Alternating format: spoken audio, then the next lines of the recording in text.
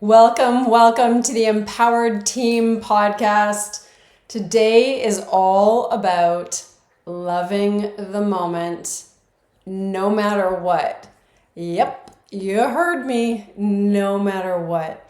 Now, you might be in a situation just during the holidays, before the holidays. You might be in a situation where there's lots and lots of reasons to feel like you can really love the moment.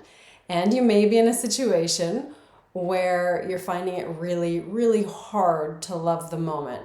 Whether it is a family disruption, whether it is a work deadline, whether it is the stress or the financial pressure of what comes with the holidays, one way or another, my invitation to you as a top level life skill to truly master your place in the world, your existence, it's loving the moment. How to love the moment no matter what is going on.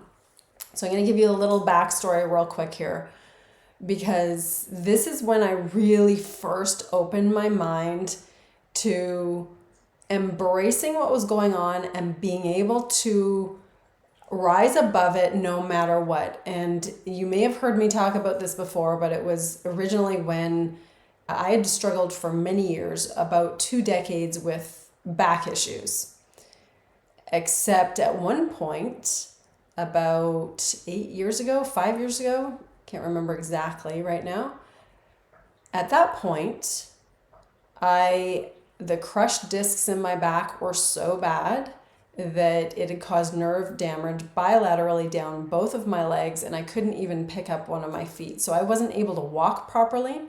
I wasn't able to run. I wasn't able to work out. And at the time, I owned a physical gym, a space where I was coaching. I was coaching physically, I was coaching mentally, and there were clients in there. There was high expectations of my performance, and yet I was hiding that I could barely walk.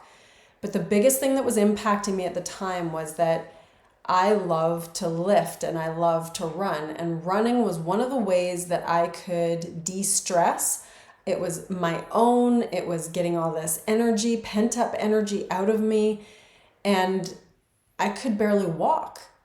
And I couldn't wrap my mind around how I could be without running. So I started to ask myself the question, can I be happy if I can't run? Can I be happy if I can't exercise the way I want to exercise?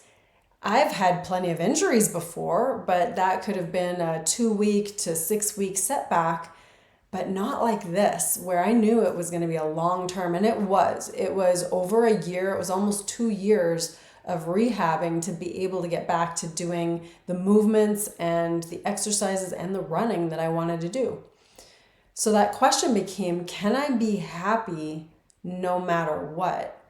And what does that look like to be happy throughout this? And it really stretched my emotional capabilities. When we talk about emotional intelligence as leaders, when we talk about being empowered, when we talk about putting ourselves into the world to take care of ourselves, take care of others, take big action, be up to something that's larger than ourselves. When we talk about that and life comes at us, can we still have the self-mastery and emotional intelligence to rise above the circumstance?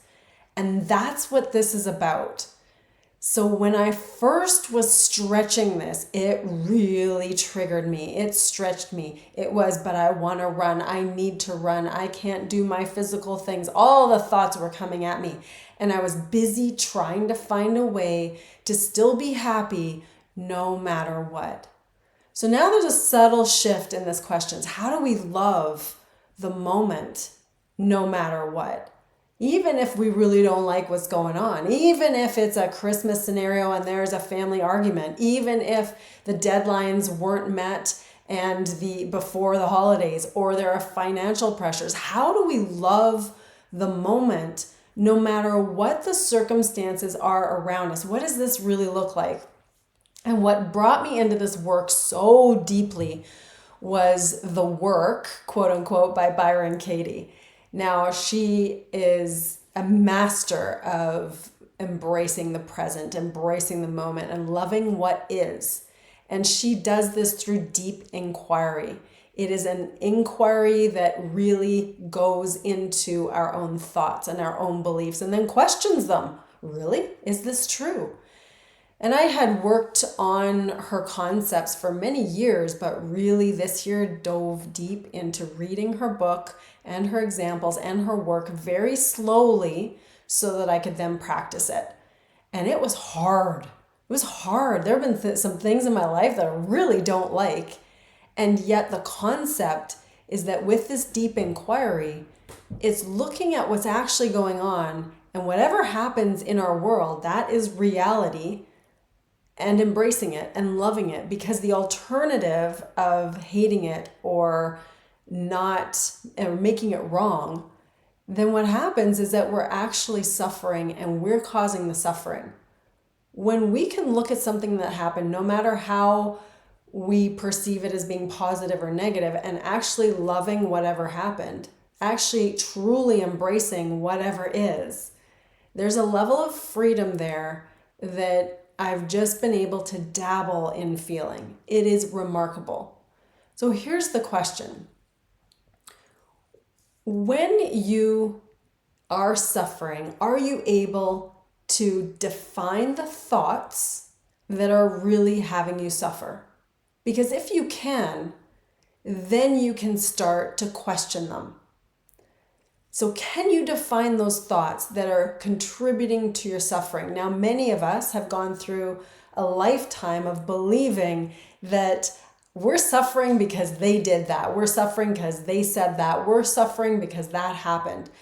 But the reality is it's neutral. It doesn't have a right or wrong or good or bad. We're making it mean something. And when we make it mean something, that's our thought about it. And that thought about it is typically what has us suffer. So when you do deep inquiry with Byron Katie, it sounds something like this. It's asking, her 4 steps are really asking, is this true? Can you absolutely know that this is true? Now, both those questions are yes or no. Is this true? Initially, we almost always say, yes, of course it's true. Yes, yes, yes. But when we go, is it absolutely true that you know it to be true no matter what? Every fact in the world points that this is true. And then most of us go, no, I guess not. I'm making it true, or I believe it's true, but it's not actually all the time absolutely true.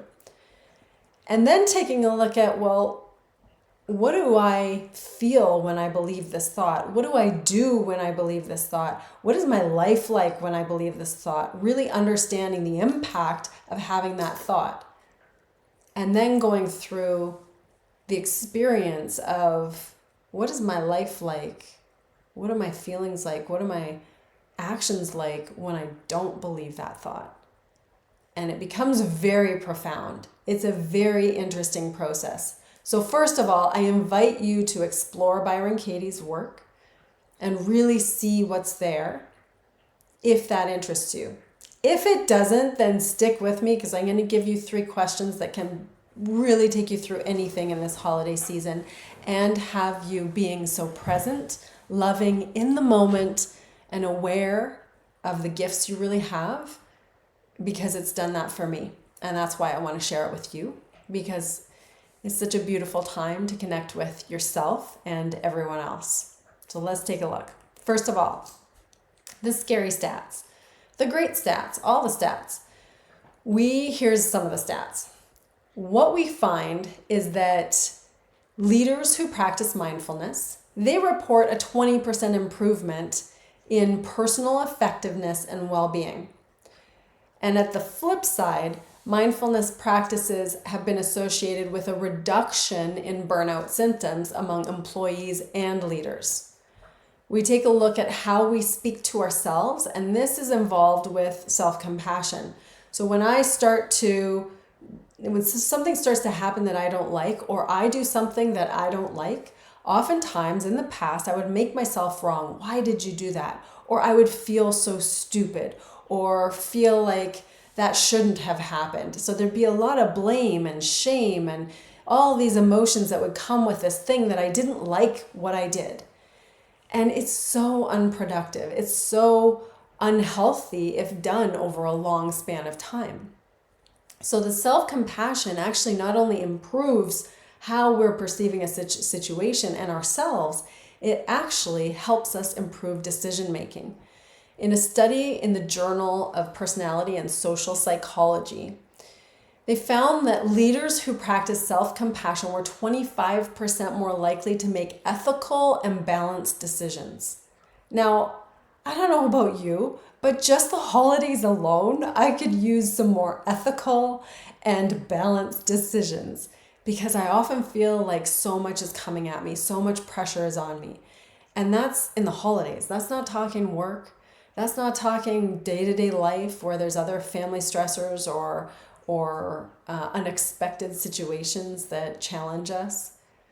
The higher the emotional intelligence, leaders with high EQ have more self-compassion, have more mindfulness, and then are 40% more effective in managing other humans, so teams, and also resolving conflicts.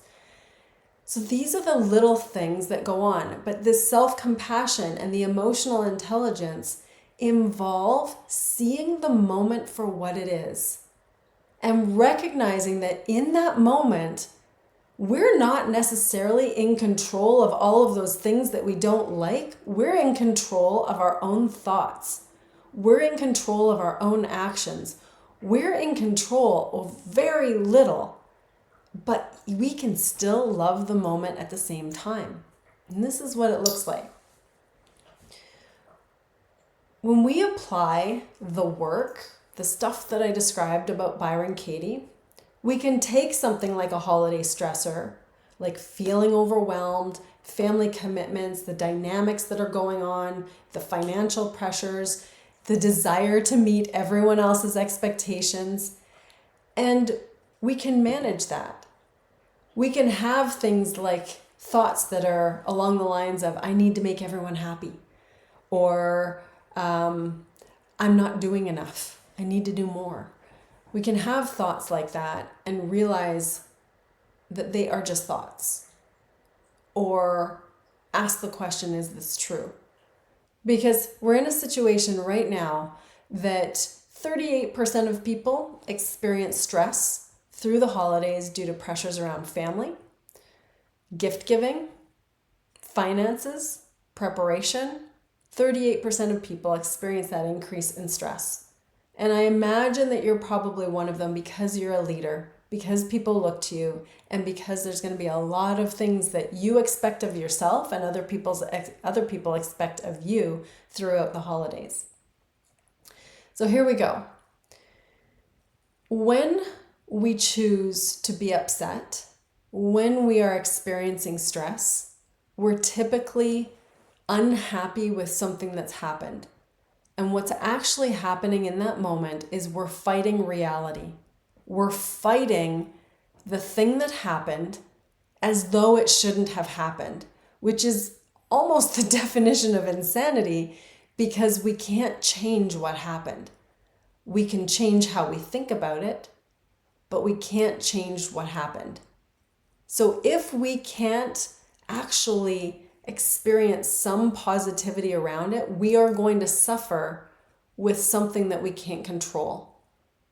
So when you think about it, why would we do that to ourselves? No matter what happened, no matter what we don't like, we can actually love whatever is. It's entirely possible. And I'm going to share with you 3 questions that help me do that, even when I want to get really upset or get really angry or make something wrong or make someone wrong or make myself wrong. These 3 questions help me so much. Here's the first question. And I'm going to give you a context. Let's say we don't like what happened. I'm not saying that you should have this thing called toxic positivity where you're just happy-go-lucky and positive all the time. I hope you understand with the podcast that I've done, with all of the work that I've done, that I don't believe that for a second. We are meant to experience the whole thing called life, and there is negative and there is positive. We are meant to experience negative emotions and experience positive emotions. I'm not for a second suggesting that you should be happy-go-lucky all the time and loving everything about everything in the entire world all of the time, and that's just the way you are, and really it puts a lot of pressure on you to pretend that you love everything when secretly you don't. Because the truth of the matter is we have negative emotions. There are things we don't like. There are things that we do like and we do love. That's not what I'm saying. What I am saying is that there's so much influence we have over every moment. And truly, that's all we have influence over. We can't control the past. It's done. And if we can love elements or all of the past, we're going to be a happier person. We're going to be happier humans. When we are making the past wrong, we are fighting with reality. When it comes to the future, we don't have control there either. We'd like to think we do, but we just don't. We don't know what's going to happen. We pretend and we plan and we prepare so we can influence as much as possible, but the truth is we really don't know. All we can do is make the future up in our heads to be the best it can possibly be. And do the actions in the moment and have the thoughts and the emotional states in the moment to influence the future as much as we can. So truthfully, the thing that we have control over is in the moment. It's nowhere but the moment. So if we can love the moment, if we can love this space, that's where we have truly the most personal power. That's where we can be the most empowered in our lives, in how we impact others, because we're being in the moment and loving it all. So here's what I do. I have preferences. I know that, I can't control other humans, but I also prefer that other humans, let's say my children, if my children weren't brushing their teeth, I have a preference that they do brush their teeth. But can I control my children who are humans in my life? Not necessarily. So I want to not get upset about the things I can't control. I want to understand that I can love all of the experience of the world and still have preferences where I don't like certain things and I do like certain things. And I live my life according to those preferences and who I want to be in the future. So that's how I live my life, and it comes from moment to moment to moment. So here are 3 questions that help me so much. They help me understand what the moment really is. They help me love the moment when I feel like I don't want to. They help me make meaning out of moments that are really frustrating and I really don't like. And here they are. Number 1, what am I making this mean? What am I making this mean? Because now at this stage in my life, I'm willing to take responsibility for my role in my experience of a situation that I don't like or a situation I do like. What am I making this mean? Maybe it's something that someone else is doing. Maybe it's the way a work project went, the outcome. Maybe I didn't like what it was. What am I making this mean? Because then I can get to the layer that's underneath it. If something isn't right, then that's my cue. That's my red alarm, my red flag that says, hey, you're doing something here. It's not the thing, it's you. It's you doing the thing. Hey. So when I feel that, then that's my clue to say, oh, wait, I'm doing something in this situation. Let me get some awareness around it. And that's where I start with that first question. What am I making this situation mean? My husband didn't do the thing I wanted him to do. What am I making that mean? And when I really look at it, it's something that's deeper. I'm making it mean that he doesn't care. The work results didn't go the way I thought they would, or the project didn't. I'm making it mean that I didn't do good enough. I am not good enough. They didn't do their role. What am I making it mean? Now, if it's true, that's one thing. It may not be true. And that's going to lead me to the next question. The next question is, What do I want to make this mean? If I'm making it mean something that's really causing me suffering, if I'm making it mean something that's got a lot of blame in it, if I'm making it mean something that is going to be counterproductive, it's going to cause more upset, stress, suffering. If I'm making it mean something that doesn't work for the direction that I want to go, then I'm going to ask that second question. I go, what do I want to make this mean? Because I have choice. I have choice in the moment. And I really want to love the moment because that's the kind of life I want to live. So if I have choice, then I get to ask, what do I want to make this mean? And it's awesome. It's awesome because then I'm embracing my personal power. I'm empowering myself in the moment every given time so that I can love the moment. What do I want to make this mean? And then lastly, and this is more personal, you may not want to adopt this, but this is something that's a question that is a power question for me. It's a question so that I can ask this whenever I want to, whenever I need to live the life that I want to live. And it's this: how can I love and learn even more now? How can I love and learn even more now? Because when I ask that question, no matter what's going on, it helps me love the moment. It helps me see the great in the moment. It helps me realize that even if something went really wrong or is really sad or is really awful, that I can still love this thing called life.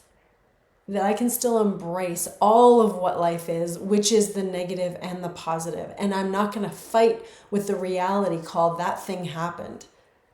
I'm going to embrace that it happened. And I may not be my preference, but I don't control that. But I can control my thoughts, my actions. I can control that. And I can guide those thoughts with questions like these. What am I making this mean? What do I want to make this mean? How can I love and learn even more now? I really invite you to explore those three questions. And I do so from a space of realizing that although the holidays are a beautiful time to connect, and I love the feelings that come with the holidays and the connections that come with the holidays, I also recognize that they also come with the 50-50 of life. The positive, the negative, the challenges, the pressures, the stressors, the suffering. And I hope that these three questions for you can have you embrace what's going on in a way that has you do a little more of that loving in the moment, self-compassion for you, the emotional intelligence, because that's really where you're going to be able to have the greatest fulfillment. And that is my wish for you, is to be able to love the moments, all the moments, even if they're not going the way you want them to go. Let yourself love it all. Love the moments, no matter what, because this is what it is. It's an amazing life, all the amazing things. And even in those crummy moments, we get amazing lessons. And there's usually some pretty good things that come from it, even if we can't see it in the moment. So my wish for you is to love as many moments as you can over these holiday times, to enjoy your holidays, to connect with each other, to love with each other, and live into your best life. Happy holidays, so much love, and I can't wait to speak with you next week so that we can do a little reflection and planning for the year ahead. Sending you so much holiday joy. Mwah.